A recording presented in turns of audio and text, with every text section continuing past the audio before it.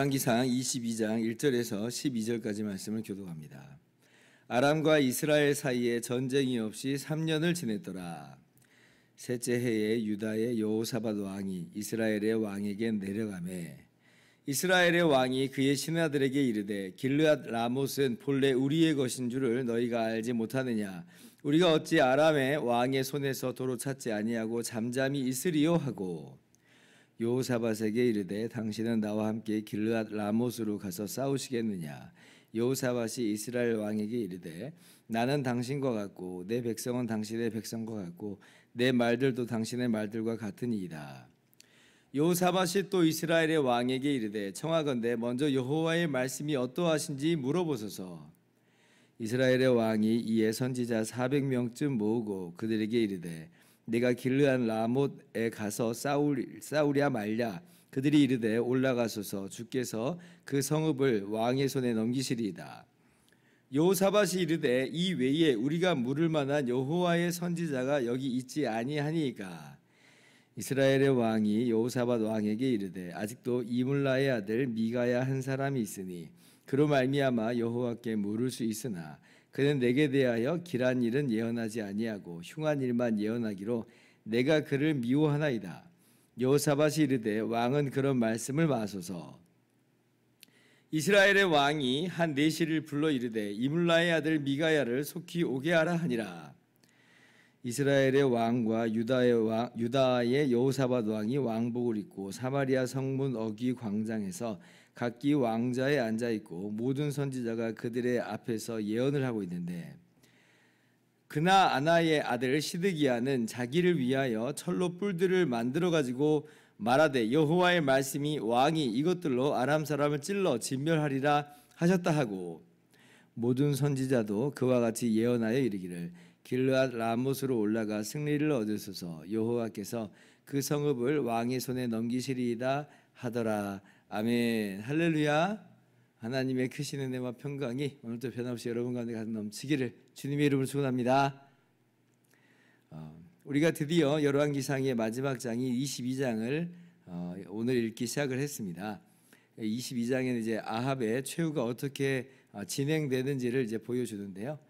어제 말씀 중에 아합이 하나님 앞에서 매우 겸비한 모습을 취한 것을 우리가 살펴보았죠. 하나님께서 엘리야 선지자를 통해서 아합 가문에게 이제 멸망을 선포하니까 옷을 찢고 굵은 배로 몸을 동이고 금식하고 이제 그랬습니다.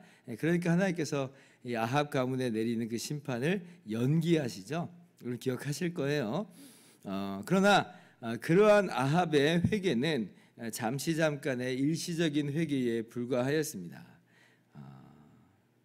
아합이 정말 그때 그 모습대로 끝까지 회개의 모습을 유지하고 회개에 합당한 삶으로 나아갔다면 얼마나 좋았을까요? 아마 그러면 22장은 전혀 다르게 쓰여졌을 거라 이렇게 생각이 되는데 그러나 아합은 그때는 이제 잠깐 회개를 했지만 다시 이제 이전의 모습으로 돌아가 버리고 맙니다. 이전과 변함이 없어요. 마치 개가 그 토한 것을 다시 먹고 돼지가 그 더러움에 다시 뒹구는 것처럼 아합의 본질에 있어서는 사실 아무런 변화가 없었다는 것이죠. 잠시 잠깐 멸망이 선포되니까 그것도 엘리야 선지자에 의해서 선포가 되니까 그러니까 이제 이 멸망에 대한 공포로 말미암아 회개를 한 것이지 정말 하나님을 향한 진실한 어떤 회개는 아니라 하는 거예요. 자, 오늘 말씀 봅시다. 1절에 자, 아람과 이스라엘 사이에 3년간 전쟁이 없었다 이제 그럽니다. 22장에 지금 나오는 이 아람과의 전쟁은요, 두 번째 이제 시즌 2라고 이제 할 수가 있어요. 20장에 아람과의 전쟁이 있었잖아요. 그것도 두 번씩이나 이제 아람과 싸움이 있었는데 그때 이제 하나님께서 역사하셔서 아람이 대패하는 그런 일이 있었습니다. 그래서 이제 아합이 아람 왕과 이제 조약을 맺고 그리고 이제 그 아람 왕을 풀어줍니다. 그때 이제 어떤 조약을 맺었냐면 이 아람이 그동안 빼앗은 왕들을 다 돌려주는 것으로 그리고 이제 아람의 또 다메 수도에 상업지구를 건설하는 것으로 이제 그렇게 이제 풀어줬어요. 사실 이건 하나님의 뜻하고 전혀 다른 거였죠. 하나님은 아람 왕을 죽이라, 야 아람을 멸하라라고 하는 것이 이제 하나님의 뜻이었는데 그런 하나님 말씀을 거스르는 아합 지극히 개인적인 결정이었어요. 그때 이제 사실 그래서 아합에게 이미 심판이 예고되었었던 것인데, 근데 오늘 말씀 보니까 어때요?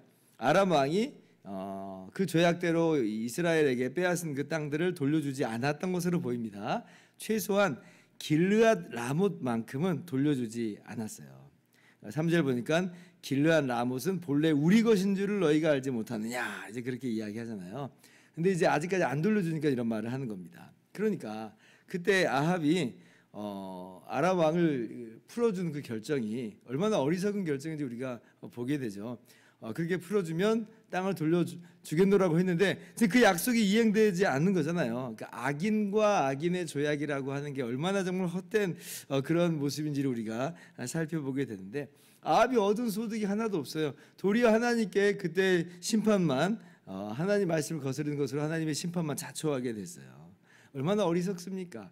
우리도 간혹 이럴 때가 있죠. 하나님 말씀 무시하고 내 마음대로 그게 더 좋아 보여서 그렇게 했는데 나중에는 그게 막 더 엉망진창이 돼버린 거예요.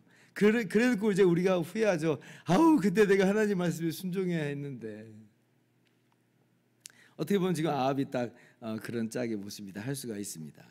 그래서 이제 아합이 이제 길르앗 라못 하란 전쟁에 나섰는데 때마침 좋은 기회가 찾아온 것이에요. 남유다의 여호사밧 왕이 아합을 방문했죠. 그래서 이제 아합이 이때다라고 하는 겁니다. 이때다. 같이 이제 치러 가면 되겠다. 혼자 이제 아람을 공격하는 건 좀 무리인 것 같아 보이고, 근데 남유다하고 같이 하면 뭔가 되지 않을까, 이제 이런 생각을 하는 거예요. 그동안 이제 사실 북이스라엘과 남유다는 계속 치고받고 전쟁과 대립 가운데 있었습니다. 그런데 이제 아합 때, 여호사밧 때, 남유다 여호사밧 때는 이 관계가 개선이 됩니다. 아합 왕이 이제 그 아합의 딸이 이제 여호사밧의 아들하고 이제 결혼을 하거든요. 이제 일종의 결혼 동맹이 이제 형성이 된 거예요. 맺어진 거예요. 그래서 이 북이스라엘과 남유다 간에 어떻게 보면 이제 평화의 이제 시대가 도래한 것인데, 근데 지금 여호사밧의 방문이 아마 그 결혼 동맹을 성사시키는 그 어간의 방문이 아닐까, 우리가 그렇게 생각을 해볼 수가 있어요. 그래서 이제 아합이 남유다하고 이제 결혼 동맹을 맺은 그런 관계가 되니까 여호사밧에게 권유를 하는 거죠. 함께 길르앗 라못을 칩시다라고 하는 거예요. 여호사밧도 지금 동맹이 요구하는데 그걸 거절하기 좀 그렇잖아요. 그래서 오케이 합니다. 같이 가겠습니다. 그러나 여호사밧이 이제 뭘 요구하냐면 여호와 하나님의 뜻을 먼저 구하자, 이 요구해요. 왜냐하면 이제 여호사밧은 남유다 왕 중에서도 정말 손꼽히는 하나님을 경외하는 왕이었거든요. 그러니까 이제 아합이 여호사밧을 설득을 하려면 여호와 하나님의 허락을 이제 받아야 되는 거예요. 허락을. 그러니까 이제 아합이 선지자를 400명을 소집합니다. 그래서 이제 그 선지자들로 하여금 이제 이야기를 이제 듣는데, 그 선지자들이 하나같이 이제 하는 말이 뭐예요? 길르앗 라못에 올라가서 취하라, 이렇게 이제 이야기를 하죠. 400명이나 되는 선지자가 어디서 갑자기 불쑥 튀어나왔을까? 이세벨이 여호와의 선지자를 다 멸했다고 돼 있는데, 그죠? 이 선지자들은 이제 누구냐? 성경학자들이 이제 궁금해하는 사람 이겁니다. 누구냐? 분명히 거짓 선지자는 확실합니다. 거짓 선지자들인데 과연 누구냐라고 할 때 아마도 성경학자들이 추측을 하기를 아마 아세라 선지자들 이 400명이 아니었을까, 이제 이렇게 생각을 합니다. 이제 왜냐하면 이제 열왕기상 18장 보면 이제 엘리야와 거짓 선지자들 간에 이제 대결이 있게 되잖아요.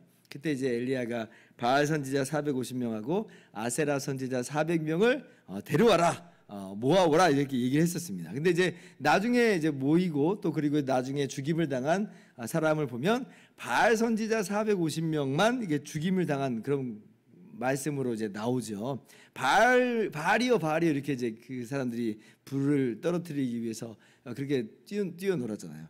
그러니까 아세라 선지자는 안 모였던 것으로 보여요. 그래서 지금 그 아세라 선지자 400명은 어떻게 된 거냐라고 할 때 오늘 이제 딱 등장을 하는 거죠.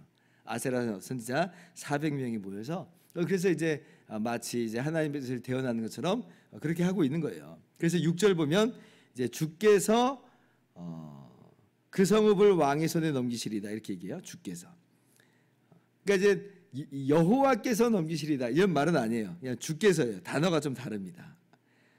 그러니까 여호사밧이 그러니까 좀 뭔가 미심쩍은 거예요. 하나님의 말씀을 들어야 되는데 그냥 일반적인 그런 신의 이야기를 듣는 어떤 형태로 되는 거죠. 그러니까 이제 여호사밧에게는 이게 통하지가 않는 거예요. 그러니까 이제 11절에는 급기야 이제 여호와의 이름을 빙자하기 시작하죠. 이제 시드기야라고 하는 이 선지자가 여호와의 말씀이 이제 이렇게 이야기해요. 뭐 다른 선지자도 이제 다 따라서 그러니까 이제 여호와 이제 이야기를 합니다. 그래서 아마도 이제 이것은 이 아세라의 선지자들은 다 신교적인 배경이 있으니까 이제 눈치 딱 보고 안 통한다. 여호와 이름을 팔아야 되겠다. 이제 이렇게 아마 이야기한 것이 아니겠는가. 이제 이렇게 성경학자들이 추측을 하는데 굉장히 일리가 있다 이렇게 생각을 합니다. 근데 이제 여호사밧이 뭔가 좀 그런 거예요. 이거 좀 이게 이상하다. 그래서 정말 하나님 말씀을 물을 선지자가 없느냐 이제 물어보니까 이제 아합이 한 명 있다 그러죠. 참 선지자 한 명이 있는데 이물라의 아들 미가야다 이제 이렇게 얘기합니다. 근데 지금 보세요. 아합이 그 미가야를 이야기할 때 뭐라고 이야기하냐면 8절 봅시다. 이스라엘의 왕이 여호사밧 왕에게 이르되 아직도 이물라의 아들 미가야 한 사람이 있으니 그로 말미암아 여호와께 물을 수 있으나 그는 내게 대하여 길한 일은 예언하지 아니하고 흉한 일만 예언하기로 내가 그를 미워하나이다. 여호사밧이 이르되 왕은 그런 말씀을 마소서. 저 아합이 뭐라고 말해요? 그가 내게 대해서 흉한 일만 예언하니까 내가 그를 미워한다. 그러니까 그가 여호와의 선지자인지 아닌지 그건 상관없어요. 여호와의 말씀인지 아닌지 그것도 상관없습니다. 내게 좋은 일을 말하면 내가 좋아하는데 나에게 흉한 일을 말하니까 내가 그를 미워한다는 것이에요.